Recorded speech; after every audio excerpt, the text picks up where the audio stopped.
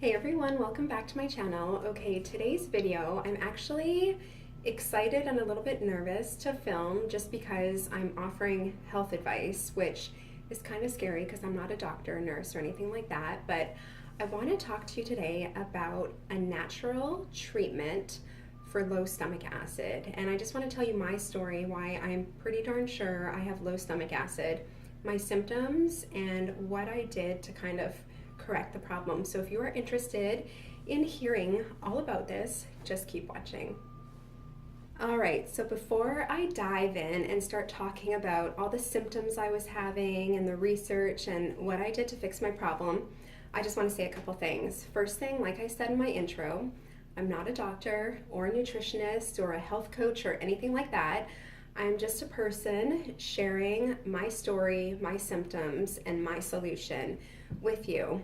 And then the second thing I want to say is that if you are experiencing any kind of health problems, digestive problems that would be related to this video, go to your doctor first and make sure that there is nothing wrong with you, because you want to make sure that you are healthy. But if you get the diagnosis of indigestion, then come back to this video. I'm thirsty. I might be talking a lot, so I have some water here. Okay. So I just want to dive in. I'll get that out of the way. So back in about June or July, I started experiencing some digestive issues, and it wasn't happening every day or with every meal. It was just here and there. I was starting to get, after I ate, at about an hour or two after I ate, I was getting some stomach pain, heartburn, indigestion, nausea,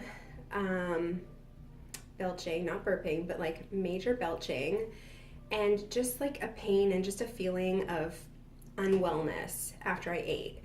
And I couldn't pinpoint it to anything specific. I am lactose and gluten intolerant, so I know what that's like, and I know what to look out for, what kind of symptoms to look for, but it wasn't really any food intolerance kind of symptom. So I wasn't really sure what was going on, and it progressively started happening more often and getting worse as it was happening.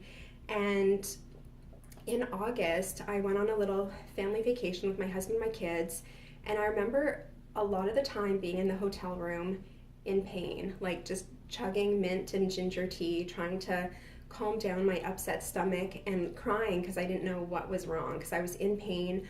I was nauseous, felt like I was going to throw up, but I wasn't like throwing up or anything like that. And I didn't know what was wrong, and I didn't know what to do about it. My husband really wanted me to go to the doctor and make sure that nothing was wrong, but I guess I didn't want to go to the doctor because I felt like he or she was just going to throw some medication at me just to kind of mask the symptom and not really get to the root cause of the problem. So I really avoided going to the doctor for as long as possible, but I did eventually go. But before I went to the doctor, I was playing around on YouTube one day, and you know on the side of the screen where it says recommended for you, I was kind of just looking, and I saw this one video. It was a woman I'd never heard of before, never seen any of her videos, and it wasn't really a video that well, maybe I would have watched it, because she was talking about why she cut out sugar and dairy from her diet, but something just told me watch that video. And it was a 30-minute video, but I watched it. You know, I had that gut feeling to watch it. And in her video, she mentioned that she thought she had low stomach acid, and she started taking hydrochloric acid pills to help with her low stomach acid, and it worked.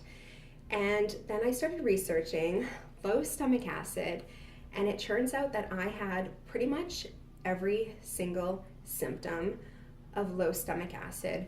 So I kept doing more and more research, looking for books, because I like to read about something when I'm interested in it. And it brought me to this book, specifically to Dr.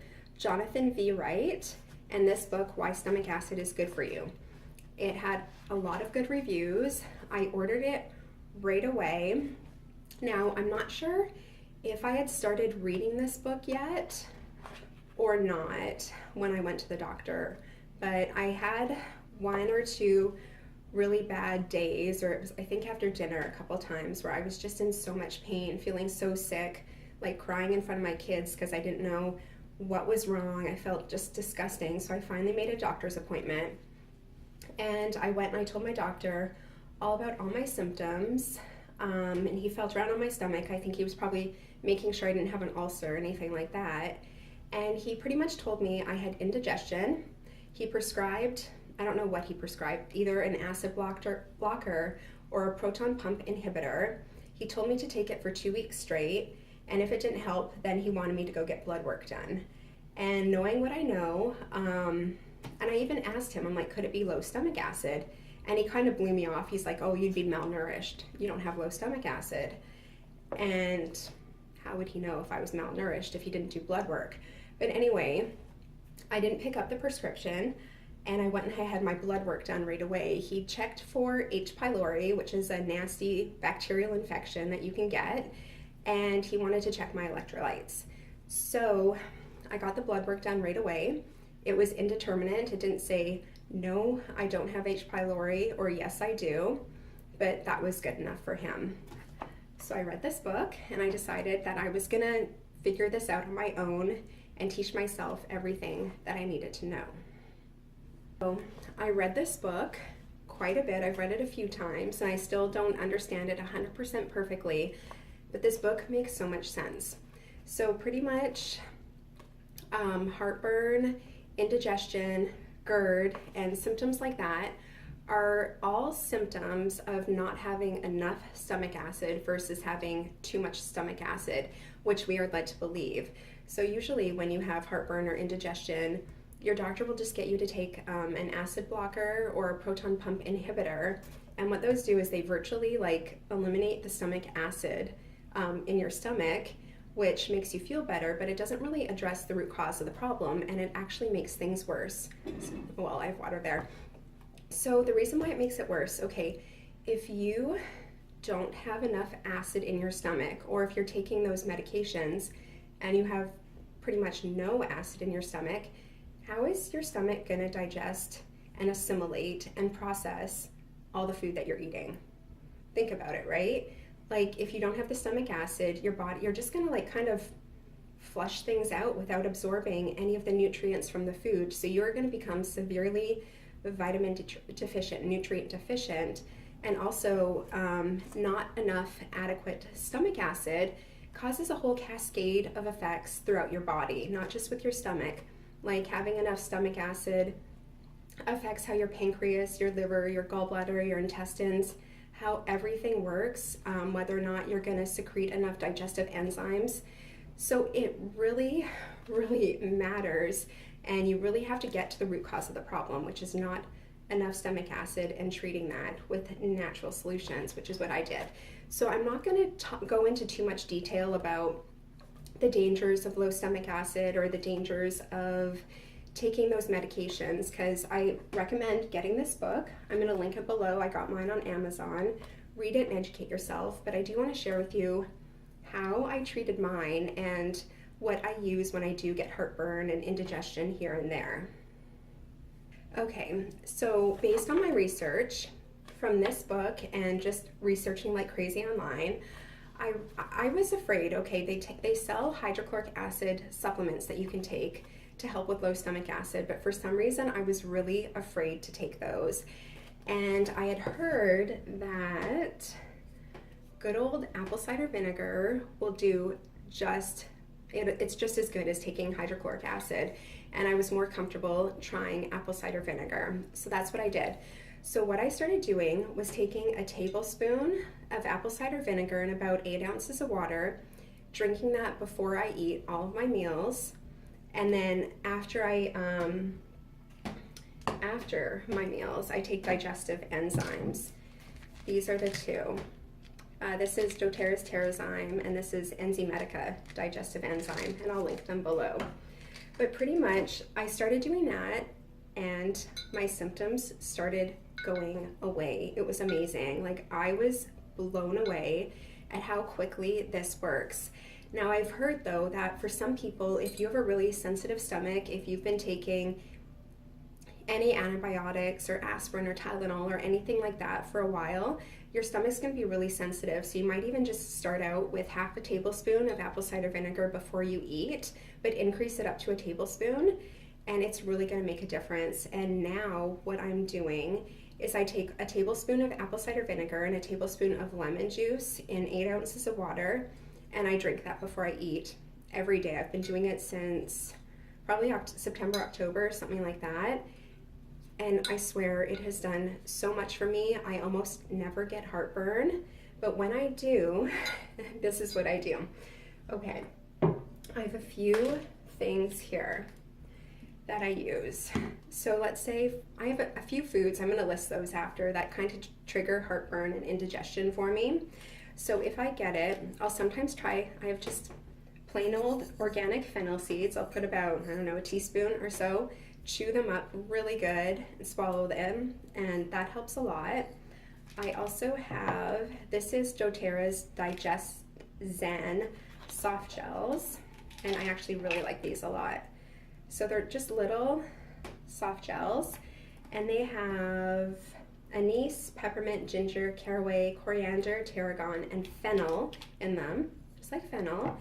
And I'll take one internally, and then I'll take another one, and I'll pierce it with a little pin, and I'll put all the oil in my hand, and I rub it on my esophagus, even up on my throat, depending where like I'm feeling the pain.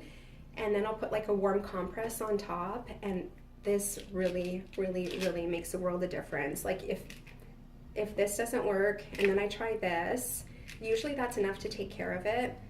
But there have been a few times where it's been pretty bad, and that's when I'll take this. This is doTERRA's Digest tab. So it's very similar to the soft gel, but it has calcium carbonate, kind of like Tums, just like a safer version. Don't take Tums, those are poisonous.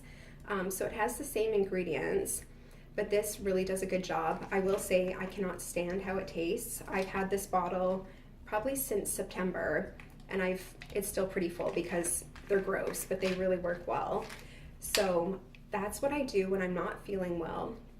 And also I wanted to share triggers. Now everyone's going to be different. You can look online, and there's going to be big long lists of certain foods that tend to trigger heartburn or indigestion.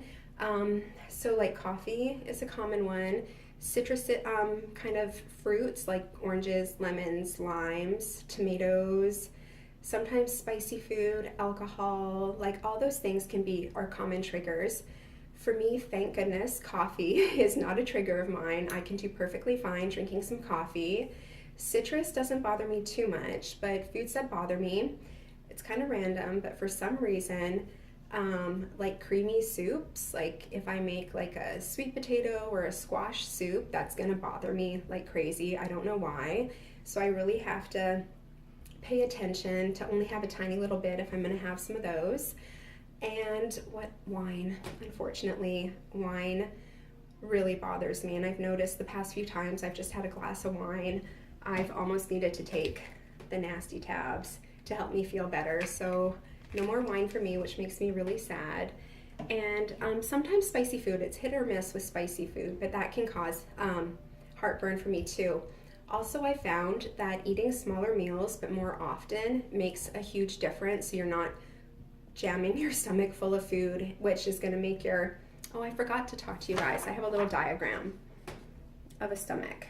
So pretty much the reason why you feel heartburn, there's a little valve here. It's called the LES, and if it stays open, even just a little bit too open, some of your stomach acid is going to come up into your esophagus, and that's what's going to burn.